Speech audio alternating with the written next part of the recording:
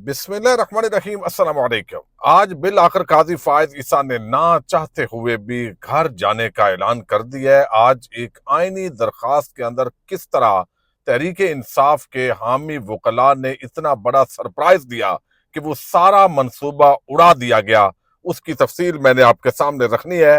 रावलपिंडी के अंदर भी इस वक्त हालात कशीदा है, पुलिस एक्शन कर रही है, माजरा क्या है इस पे बात करेंगे। गुज़श्ता रोज जो मरियम नवाज ने एक प्रेस कॉन्फ्रेंस की है, एक ऐसी वीडियो उसकी आ गई है। एक तो उज़मा बुखारी की थी, लेकिन अब एक और वीडियो का वो हिस्सा आया है जिसने पूरी प्रेस कॉन्फ्रेंस को उड़ा के रख दिया है। वो भी आपके सामने तफसील रखनी है। इमरान खान के खिलाफ जो खतरनाक तरीन मनसूबा है वो अपने अंजाम को पहुंचता दिखाई दे रहा है, लेकिन ये एक हफ्ता इंतहाई अहमियत अख्तियार कर गया है।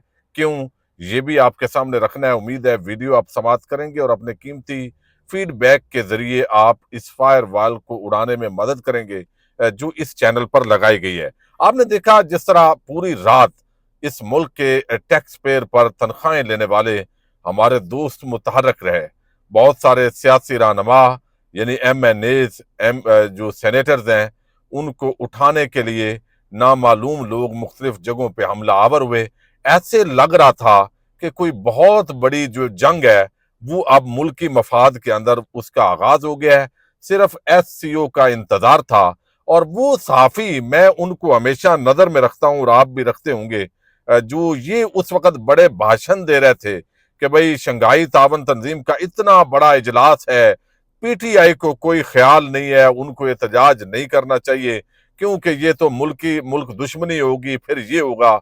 लेकिन उनको इतनी शर्म नहीं आई कि भाई इतनी जल्दी क्या थी कि अभी तो कल ये इजलास जारी था, अभी खत्म नहीं हुआ था, लेकिन कमेटी का इजलास जो है उससे पहले तलब कर लिया गया था कि हमें आईनी तरामीम करनी है। एक तरफ मौलाना फजल रहमान को जाती उम्रा के अंदर कायल करने की कोशिश हो रही थी, लेकिन दूसरी तरफ जो है वो एक हमला आवरों की तरह MNAs और सेनेटर्स को ना सिर्फ तलाश किया जा रहा था, बल्कि एक आपको इल्म है शाह महमूद कुरैशी की बहू को अगवा किया गया। अब वो बाजियाब हो गई हैं। किसी को थोड़ी बहुत गैरत दिलाई गई होगी, शर्म दिलाई गई होगी कि इतने बेहया न बनो कि इस तरह आप जो है वो खिलवाड़ करो। तो अब आप अंदाजा करें कि जिस मुल्क के अंदर यानी जमहूरियत का नाम लिया जाता हो, लेकिन उसके अवाम के नुमाइंदे वो अपने बीवी बच्चों अहल खाना समेत डर कर छुपे बैठे हों, वो मजबूर हों, तो उस मुल्क के अंदर क्या जमहूरियत होगी।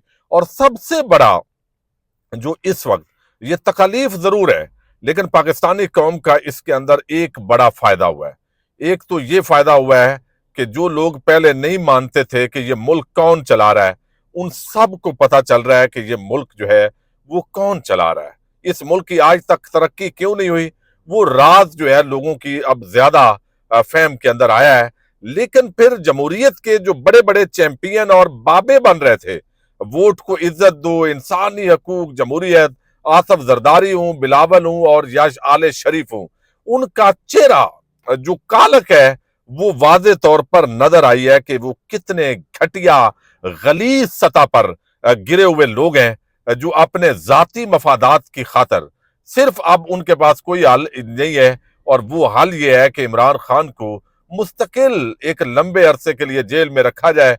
अब उनकी 71-72 साल उम्र हो गई है, तो आगे 6-7 साल अगर जेल में रहेंगे तो इतने में वो वैसे ही बूढ़े हो जाएंगे, हम इख्तदार के मजे वो लेंगे, तो यही हमारे लिए बेहतर है। फौजी अदालतों के अंदर सिविलियंस के ट्रायल का मामला जहां पर मौलाना फजल रहमान के साथ जो गेम है वो फंसी, अब वो फिर शर्म नहीं आई, इसे अगडार करें मुल्क की मफाद की खातर, अवाम की खातर ये जो है ना वो हो रही है। अवाम की खातर नहीं हो रही, ये आपकी खातर हो रही है, आपके बचाने के लिए। अब ये असल खतरनाक सबसे बड़ा मंसूबा था कि इमरान खान को अंदर रखा जाए एक लंबे अरसे के लिए।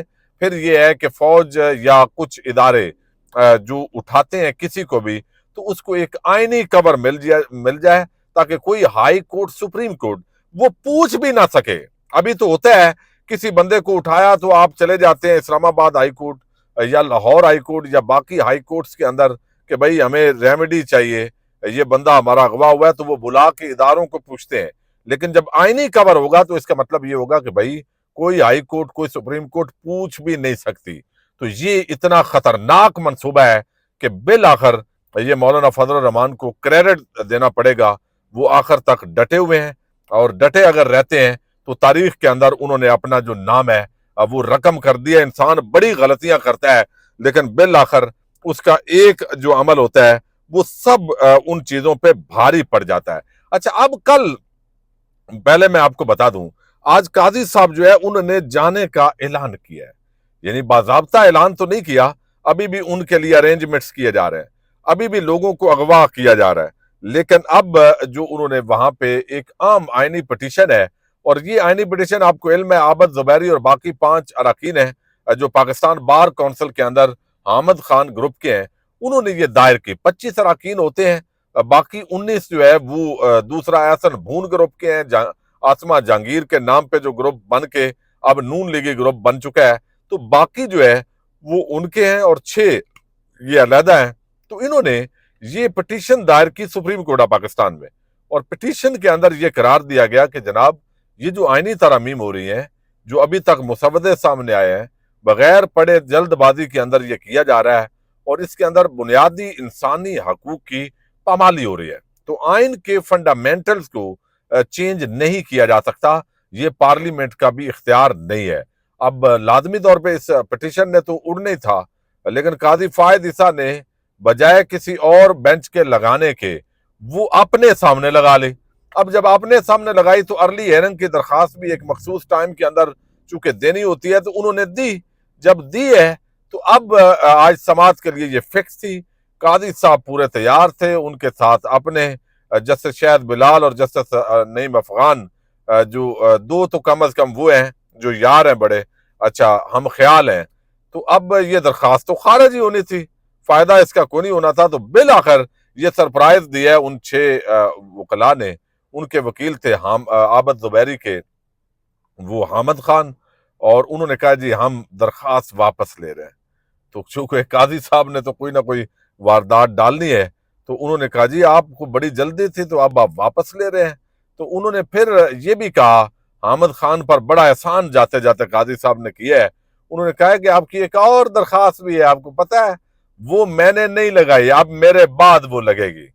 یعنی مطلب کیا ہے, انہوں نے یہ اندیا دیا ہے کہ میں جا رہا ہوں, چونکہ اب ہاتھ کھڑے ہیں, سارے ارینجمنٹ, لوگوں کی ماؤں بہن بیٹیوں کو اغوا بھی کیا جا رہا ہے, لوگوں کے گھروں پہ حملے ہو رہے ہیں, ہراساں کیا جا رہا ہے, بو سونگ کے, جیسے بو نہیں سونگتے کہ کدھر سینیٹر ہے کدھر ایم این اے ہے, تو وہ سونگی جا رہی ہے پی ٹی آئی کے جو حامی ہیں کہ کسی طریقے سے جس طرح اختر مینگل نے بات کی, جیسے وہ بلوچ رات کو ایک اغوا ہوئے ہیں ایم این اے تو سرگودا سے خالق داد, تو یہ بہرحال بڑی عجیب صورتحال ہے. تو قاضی صاحب نے بالآخر کہا ہے, وہ کہتے ہیں نا جب کچھ نہ ملے تو وہ تھو کوڑی, تو اسی طرح وہ کہاوت ہے. قاضی صاحب نے کہا کہ خان صاحب آپ کی درخواست کا کیا بنا, بے فکر ہیں وہ بعد میں لگے گی, میں نے نہیں لگائی اپنے دور میں. حامد خان بولے بڑی مہربانی قاضی صاحب, آپ کی بڑی مہربانی, آپ تشریف صرف لے جائیں, اس قوم کی جان چھوڑیں تو یہ میرا خیال ہے کافی ہے. تو وہ مجوزہ آئینی ترامیم کے خلاف جو درخواست واپس لی اس بنیاد پہ اس کو نپٹا دیا گیا اور خارج کر دیا گیا.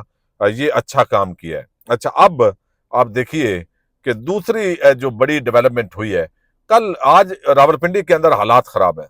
3 کیمپس بتایا گیا ابھی, چونکہ میں اسلام آباد کے اندر ہوں, اور وہ 6 روڈ اور مختلف جگہوں پہ جو اسٹوڈنٹس ہیں وہ جو لاہور والا واقعہ ہے اس پر احتجاج کر رہے ہیں, اور وہ جو کالج ہے سیٹ کا اس کے خلاف یعنی وہاں پہ کافی تصادم ہوا ہے.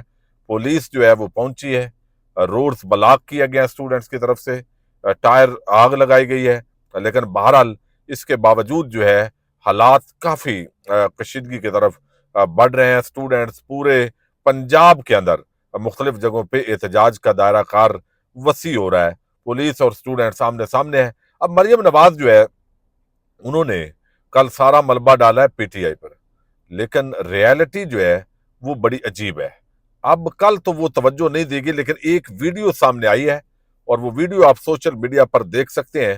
جو حرکت زینب کے اس باپ کے ساتھ شہباز شریف نے کی تھی, جب وہ بات کرنے لگے تھے تو مائک کو بند کر دیا گیا تھا, اسی طرح یہ جو لڑکی ہے، یہ جس کو ساتھ بٹھایا گیا، وہ بتانا چاہ رہی ہے کہ بھئی میں نے ڈائریکٹ نہیں دیکھا لیکن اور لڑکیوں نے ڈائریکٹ دیکھا۔ وہ ساری بات جو ویڈیو کے اندر آئی ہے۔ اب اس موقع پہ مریم نواز نے مائک بند کر کے لڑکی کی بات کو کاٹ دیا جو کہ بتا رہی ہے، اور اپنی شروع کر دی کہ واقعہ ہوئی نہیں ہے، یہ وہ، یعنی وہ بتا رہی ہے کہ واقعہ ہوا ہے اور دیکھا ہے اسٹوڈنٹس نے، لیکن مریم جو ہے وہ مائک بند کر دیتی ہیں۔ اس سے اندازہ ہوتا ہے کہ دال میں بہت کچھ کالا ہے۔ انہوں نے پی ٹی آئی کی طرف موڑ دیا ہے، انہوں نے ڈیجیٹل میڈیا اور صحافیوں کی طرف ملبہ ڈالنے کی کوشش کی ہے، بغیر ایک سیٹ کا جو ادارہ ہے اس کو بے شک وہ واقعہ اگر نہیں بھی ہوا تو کم از کم اتنے شکوک و شبہات اب اس کے اندر پیدا ہو چکے ہیں کہ اب ان کی شفاف تحقیقات ہونی چاہیے تھی، لیکن چونکہ سیٹ ہے، میاں عامر بڑا باعزت ہے، یہ پاکستان کی پوری عوام ہی بے عزت ہے، باقی تو باعزت ہے۔ آپ بھی آل شریف، آل زردار اور یہ میڈیا کے سیٹ اور مختلف کاروبار پر چھائے ہوئے لوگ، عام غریب آدمی بیچارہ وہ تو رل گیا ہے۔ تو وہ ایک ویڈیو نے مریم نواز کی جو ابھی کلپ آیا ہے، اس نے ساری اس پریس کانفرنس کو تہس نہس کر دیا ہے۔ اب جس طرح بچایا گیا ہے یا بچایا جا رہا ہے وہ اپنی جگہ ہے، لیکن کم از کم شفاف تحقیقات ہونی چاہیے۔ اگر واقعہ نہیں بھی ہوا، غلط فہمی بھی ہوئی ہے، تو وہ ایسے نظر آنا چاہیے کہ انصاف ہوا ہے، ورنہ آج لاہور ہائی کورٹ کے اندر بھی اسی طرح ہراسانی کے کیسز کی سماعت ہوئی ہے۔ تو عالیہ نیلم بھی کوئی مریم نواز سے بہرحال کم نہیں ہے۔ پاکستان زندہ باد۔